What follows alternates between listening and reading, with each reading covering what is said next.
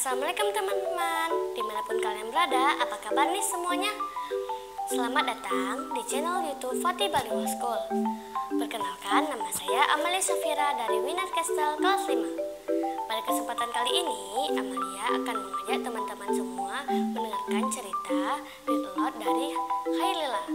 Selamat menikmati dan jangan lupa subscribe ya.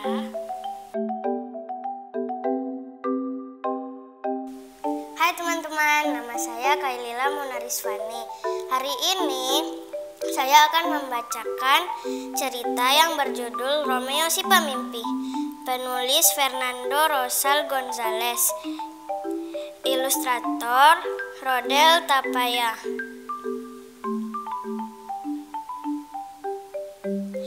Anak-anak lain mungkin takut kalau harus ke rumah sakit. Namun bagiku justru aneh kalau dalam sebulan tidak berkunjung ke dokter. Aku adalah anak yang terlahir dengan suatu disabilitas. Ada yang bilang anak-anak sepertiku tidak akan tumbuh dewasa.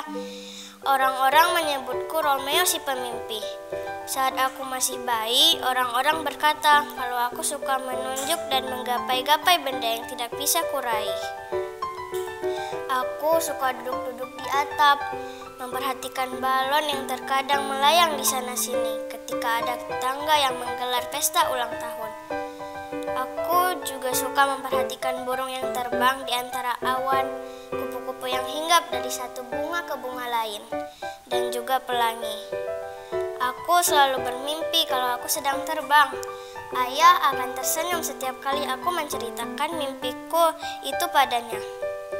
Itu karena kamu terlalu banyak menonton acara pahlawan super kesukaanmu di TV. Ujar ayah, kamu selalu ingin terbang seperti mereka, bahkan dalam mimpimu. Akan tetapi, ketika aku terbangun dan menghadapi kenyataan, kesedihan menghantuiku. Aku selalu merasa kesepian, jauh dari anak-anak lain, jauh dari permainan menyenangkan yang mereka lakukan. Jangan keluar rumah, Romeo. Jangan berlari-lari, nanti kamu bisa tersandung batu dan jatuh. Jangan sampai terluka, jangan sampai terkena memar. Jangan ikut bermain bola, nanti anak-anak lain bisa melukaimu, atau kamu bisa terkena bola. Begitulah, karena aku tidak boleh melakukan ini itu. Aku lebih suka kembali ke dunia mimpiku. Dalam mimpi, aku bisa melakukan apa saja yang aku mau.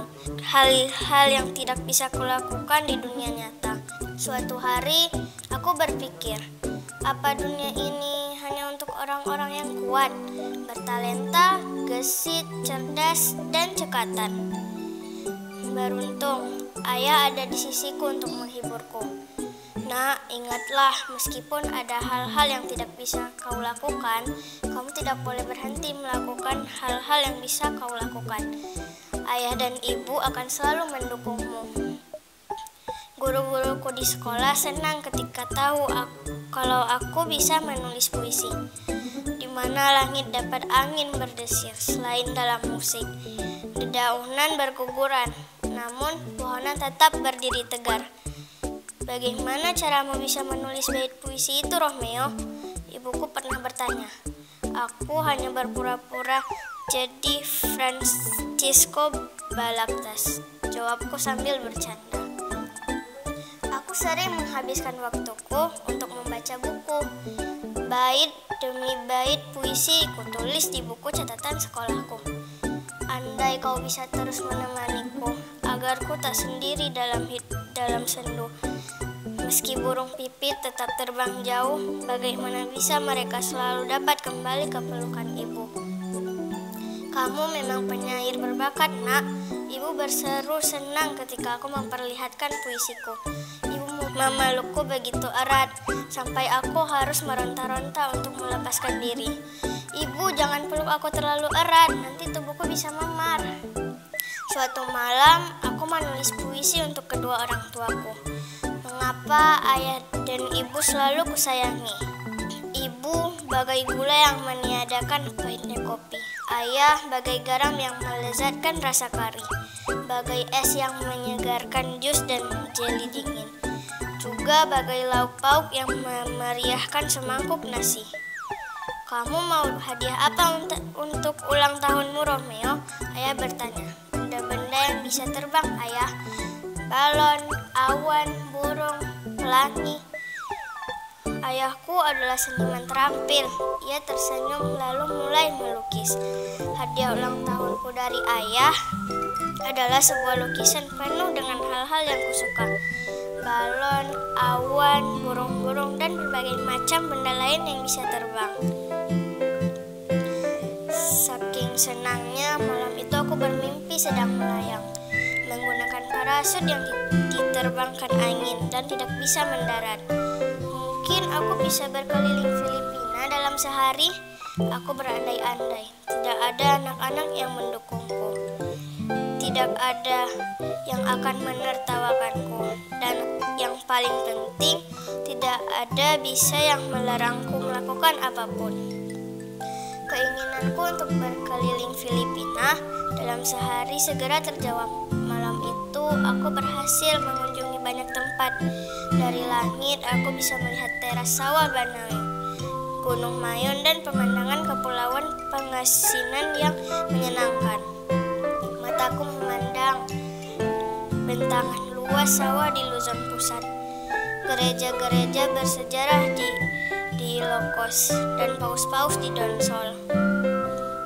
Aku dibuat kagum oleh jembatan San Juanico yang mengular dari Samar hingga Leyte.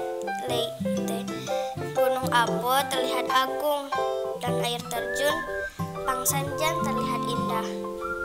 Aku terbangun dan mendapati diriku masih memeluk lukisan pemberian ayah. Aku merasa haus sekali dan langsung meneguk habis segelas air. Rasanya seperti aku benar-benar berpetualang sangat jauh, kata ayah. Aku tersenyum lebar sekali ketika tidur. Ayah, ternyata Filipina itu negara yang sangat indah. Benarkah? Dari mana kamu bisa tahu? Kita kan belum pernah berpergian jauh. Tapi di mimpiku aku bisa melihat seberapa indah negara kita ini. Ayo cepat berpakaian, ujar ayah. Kita akan pergi ke suatu tempat. Sebentar lagi aku akan diajak ke dokter untuk melakukan pemeriksaan rutin.